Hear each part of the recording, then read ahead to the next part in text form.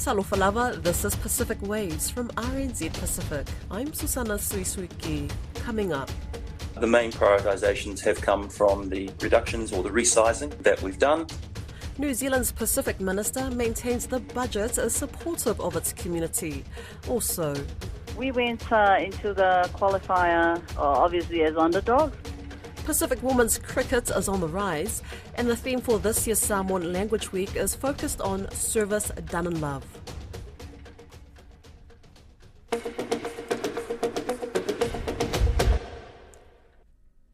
New Zealand's budget for Pacific peoples has been reduced from about $116.2 million to $90.2 million this year.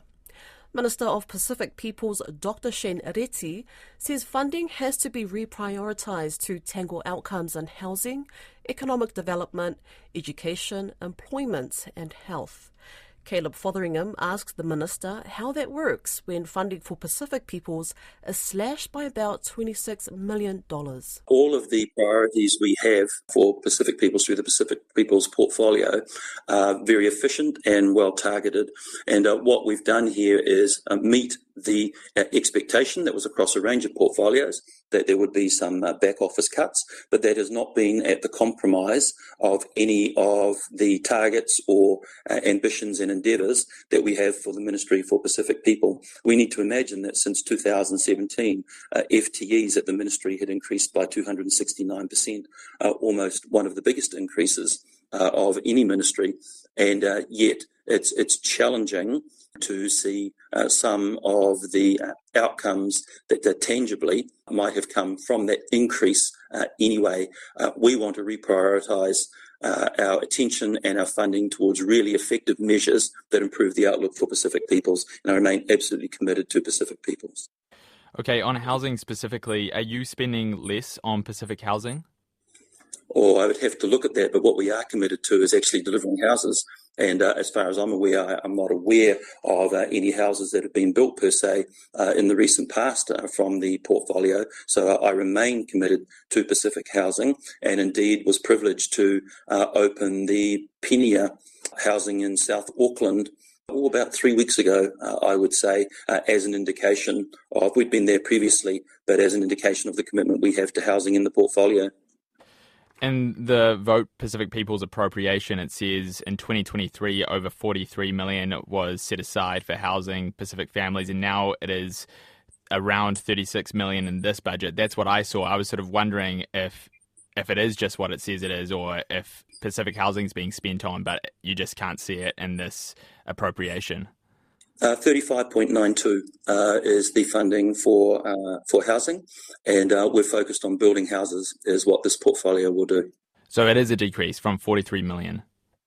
Well, you've talked about it in terms of housing. Is that just placing people into houses or building housing? What I'm saying to you is that this allocation is to build houses for Pacifica people. Okay, and the same thing for Pacific Skills Training and Employment. That seems like there's been a decrease of about $6 million. Is that correct? I'm not aware of what the previous figure was, but I am aware that $12.48 million is put aside in this budget for skills training and employment.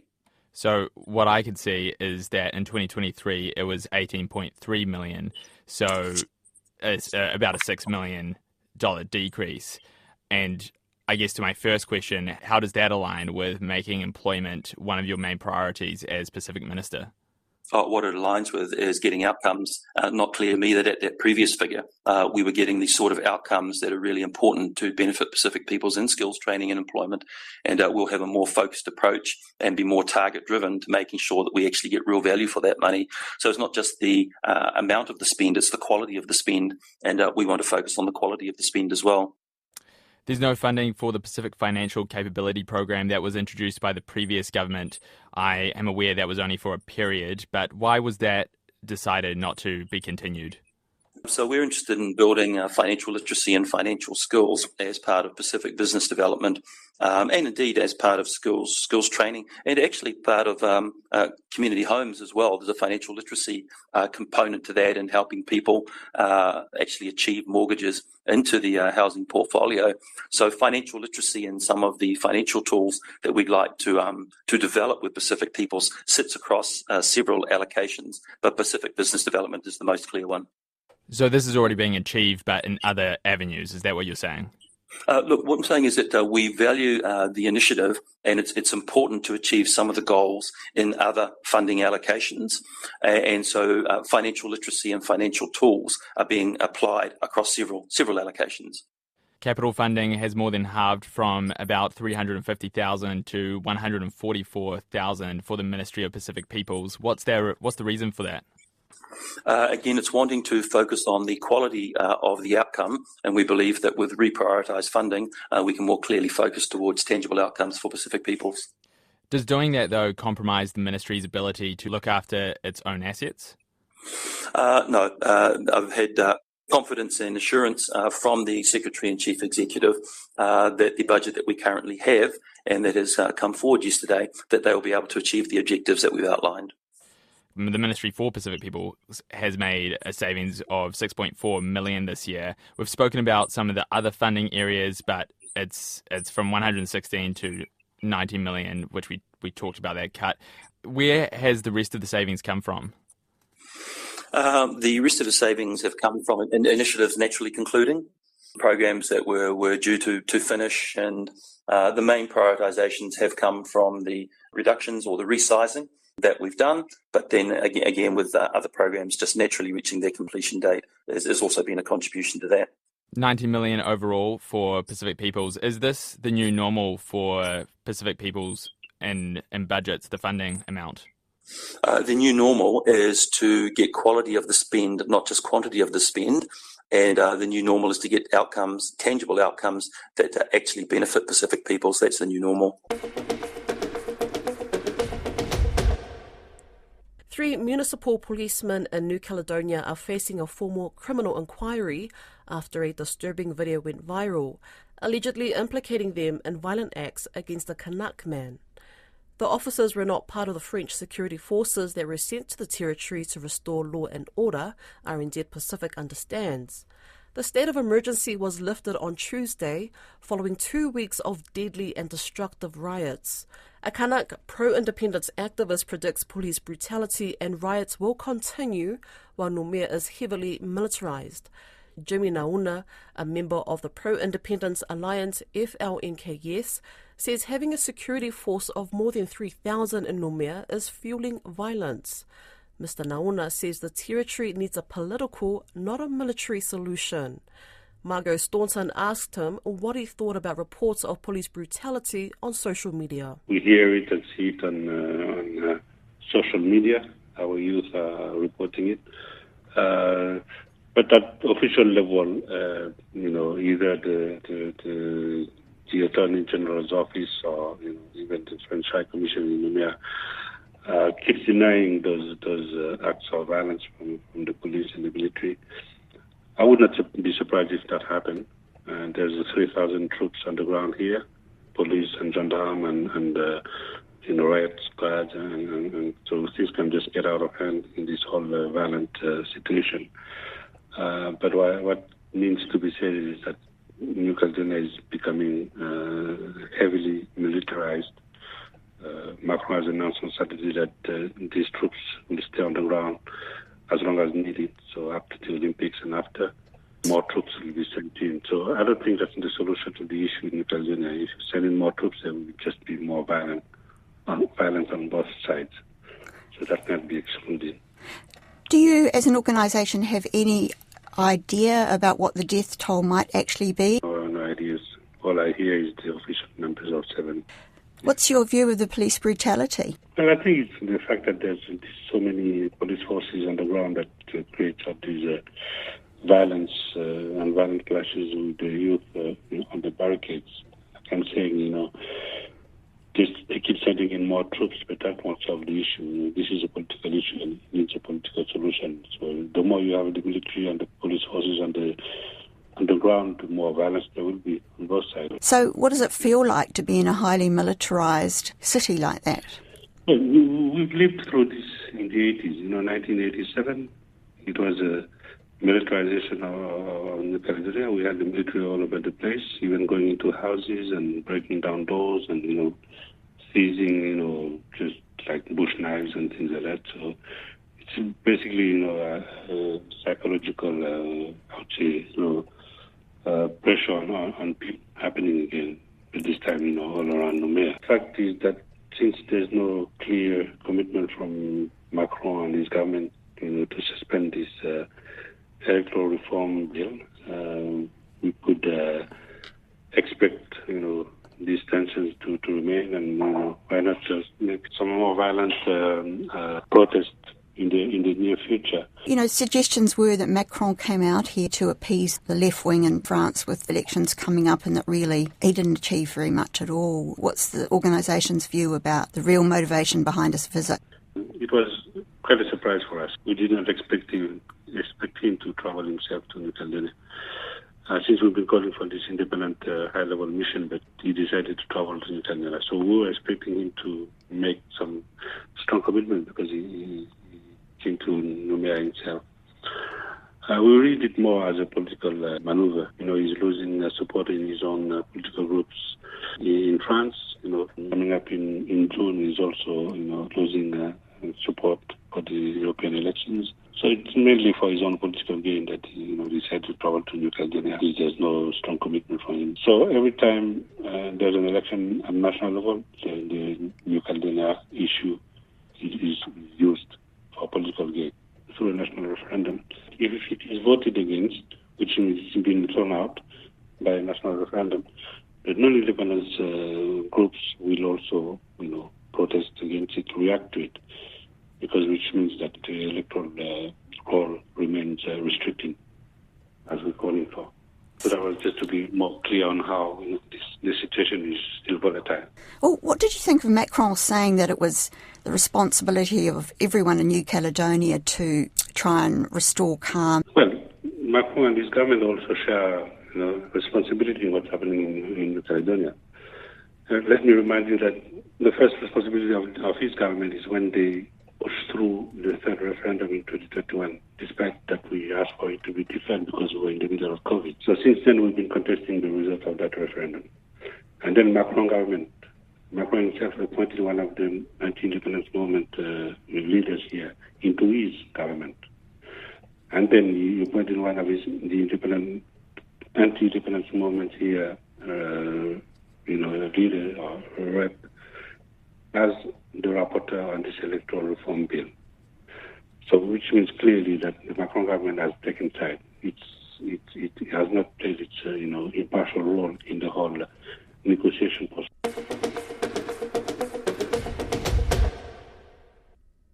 Pacific women's cricket is on the world map thanks to Samoa and Vanuatu. Winning the ICC Under-19's Women's East Asia Pacific T20 qualifier in Bali sees Samoa qualifying for their first World Cup. Vanuatu, ranked 30th, recently returned from the Women's T20 World Cup qualifier, where they beat 12th-ranked Zimbabwe in a first win over a full international side. Elisa Tora has the story. Samoa upset favourites Papua New Guinea and Indonesia to win the qualifiers in Bali last week.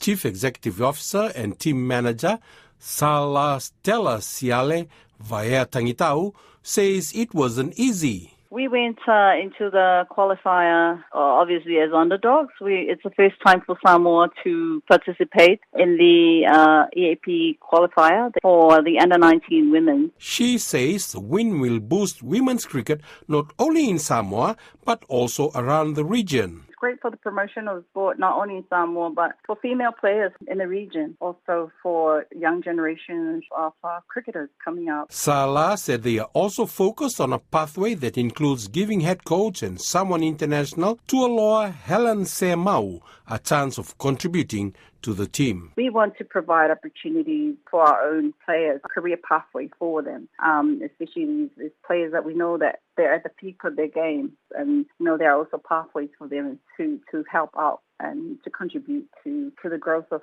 women's game or women's cricket, not only Samoa but the region. Meanwhile, Vanuatu Cricket says a first-of-its-kind partnership between them and a labour hire company in Brisbane, Australia, has ensured they do not lose players who go for seasonal work. Through that partnership, it's meant that our cricketers, both male and female, have been able to work in Australia and be able to train and play as well, meaning that cricket hasn't lost these cricketers when they go off overseas. He says their win over Zimbabwe and their performance in Abu Dhabi has put them in a better place than where they were before. New Zealand's been celebrating Samoan Language Week, the country's third most spoken language. According to the New Zealand census in 2018, over 100,000 people were able to hold a conversation in Samoan. Despite the high number of speakers, there remains an underlying threat that it could become endangered if Samoans become complacent in maintaining their mother tongue. And yes, that includes me. I spoke with the University of Auckland Samoan lecturer, Lemore Henry Fesuluai, and I began by asking him to explain this year's theme, Tautua Ilia Lofa, Manuia Lelu Manai, Serve and Love for Blessed Future. When we were coming up with, the group that came up with the theme this year, they deliberately posted in Tautua Ilia Lofa and translated that's the serve in love, rather the serve with love. And the purpose behind that was to try and value try and outline two main values of service as well as love, or service that is based on love, or the service that, it comes from love. Tautua is very important in the Samoan society, and Tautua is both the importance in both of the person and the service or the action that it provides. And a lot of notions that we hear in the business world or in any type of employment is that, you've got to start from the ground, you got to have a good foundation. Samoans have always had that concept, and their concept is through ensuring that the Tautua has done their fine yards, has done their service completely, fully, with loyalty and diligence, to ensure that when they do become the custodians and the leaders at a certain point, that they're well versed, that they're well prepared, and they're well knowledgeable because they've done that. They've done the service. Now, it just doesn't come out of the service. Samoans are huge and big believers on being blessed. When you do a good deed, it's not rewarded monetary. It's not rewarded only with monetary and other the gifts. Samoans are after I was told, this is what my mother said, don't go for the reward, go for the blessing. And if someone blesses you, the concept is that blessing will be eternal. But if you get the money, you get the monetary facts, you get the fine mat, that'll just be temporary. But the permanent outcome or the permanent goal that people are after is the blessing, which is granted or given via the good service or the good deed that was performed.